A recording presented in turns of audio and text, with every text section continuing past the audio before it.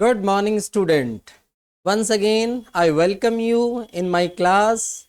And as you all are aware, the chapter of political science, power sharing, is going on. In the previous lecture, we have discussed about how the Belgium government have sorted out the problem of accommodation. किस तरीके से Belgium की सरकार ने अपने देश में जो डिफरेंट एथनिक ग्रुप थे उनको किस प्रकार से एकोमोडेट किया और किस तरीके से पावर शेयरिंग अरेंजमेंट को बैलेंस करके हर समाज हर वर्ग की क्वेरी को सेटिस्फाइड किया। यहां पर एक देखने वाली बात है बच्चों, जो दो चीजें मैंने आपको बताई हैं अब मेरे पुराने लेक्चर्स में कि Sri Lankan government is completely failed just to resolve the issue of power sharing, but in the another way the Belgium government is completely success just to reduce the problem of tension, just to reduce the issue of power sharing, उसको पूरी तरीके से खत्म करने में सक्षम रही है। ये सामने आपके जो पिक्चर है इसके बारे में हम लोगों ने कल बात की थी कि किस तरीके से बेल्जियम गवर्नमेंट ने अपने यहाँ पे एकोमोडेशन को स्टैब्लिश किया, किस तरीके से पावर शेयरिंग अरेंजमेंट किए, वो सारी डिस्कस हम लोगों ने किया था। एक छोटा सा क्विक रिवीजन हम लोग इन पॉइंट्स का कर लेते हैं so that we can just see that the possible question from this topic, इस टॉपिक से क्या पॉसिबल क्वेश्चन आ सकता है।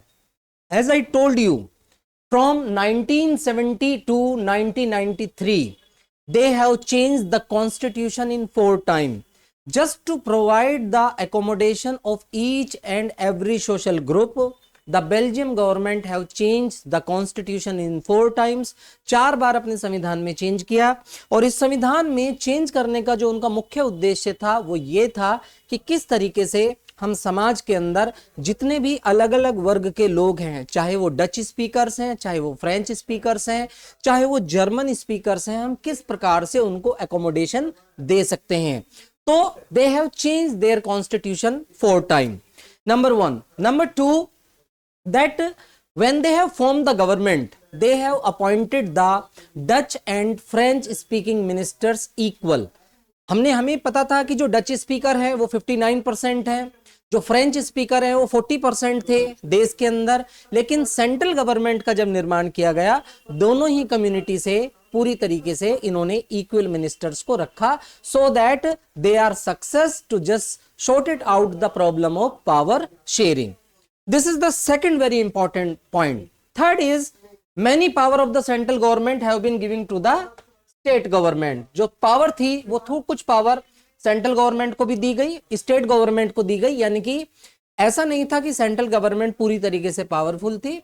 Some of the power is taken away from the central government and giving to the state government. This kind of power sharing arrangement actually known as decentralization of power। जब हम centre से power लेकर के state को power देते हैं ये decentralisation process कहलाता है। तो कुल मिलाकर के ये उन्होंने सेकंड स्टेप्स उठाया।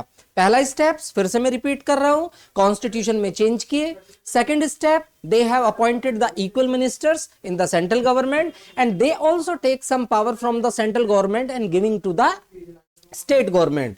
Apart from the central government there is a third kind of government, उसको भी उन्होंने कम्युनिटी गवर्नमेंट कहा। और जो सबसे मेन इशू था, जैसा कि मैंने आपको कल भी बताया था, that the Dutch speaker are 59%, French speakers are 40% and 1% जो अदर कम्युनिटी थी।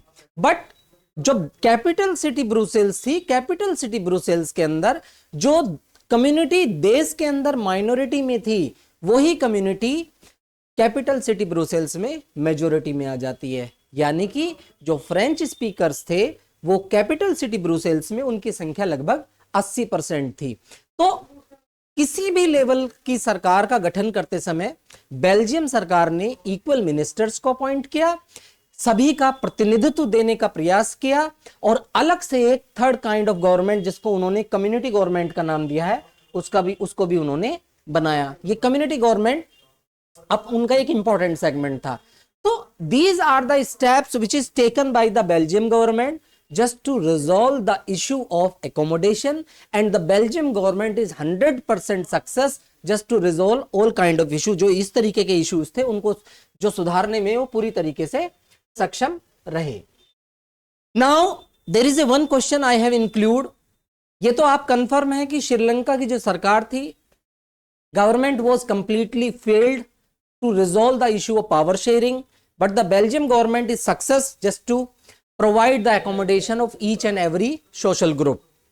अगर अब इसको देखें, I have include the one question here, why Sri Lankan government failed to sort out their problem. जो पावर शेयरिंग अरेंजमेंट था वो किस तरीके से श्रीलंका के अंदर फेल्ड हुआ, किस तरीके से श्रीलंका की जो सरकार थी अपने देश के अंदर इक्वल पावर शेयरिंग अरेंजमेंट नहीं कर पाई, समाज के सभी वर्गों को वो सेटिस्फाइड नहीं कर पाई. तो the question can be come in your examination. Actually Sri Lankan government just tends to favour only the one community, and if any particular country, if you favour one particular religion or one particular community, that create the problem in a country, और वो जो problem होती है वो कहीं ना कहीं civil war में तब्दील हो जाती है. You can take the example of India. India is a diverse country. Here is the Hindus, Muslim, Sikh, ईसाई, Jain, there are lots of community are residing here. If the elected government of India takes all the decision in the favor of majority community, so definitely the community, those who are in minority, they will definitely raise the question. वो कहीं ना कहीं question को raise करेंगे ही करेंगे. इसीलिए ये बहुत जरूरी है कि समाज के अंदर जो सरकार होती है, जो चुनी हुई सरकार होती है, उसका मौलिक उत्तरदायित्व ये होता है कि समाज में रहने वाले जो हर वर्ग है, हर वर्ग को साधने का प्रयास करे, और पावर शेयरिंग अरेंजमेंट ऐसा हो जहां पर सभी को इक्वल रिप्रेजेंटेशन मिल सके, सभी समाज के वर्गों की भागीदारी इसमें हो सके. So this is all about the power sharing arrangement of Belgium. यहां से क्वेश्चन आपके आ सकता है. The examiner can ask that what steps taken by Belgium government to resolve the issue of accommodation. मुझे उम्मीद है कि ये टॉपिक आपने ठीक से समझा होगा, और अगर एग्जाम्स में क्वेश्चन आते हैं, आने वाले एग्जाम में अगर आपको क्वेश्चन आता है तो आप इजीली इसका आंसर कर सकते हैं. So thank you very much. This is all about this topic. Thank you.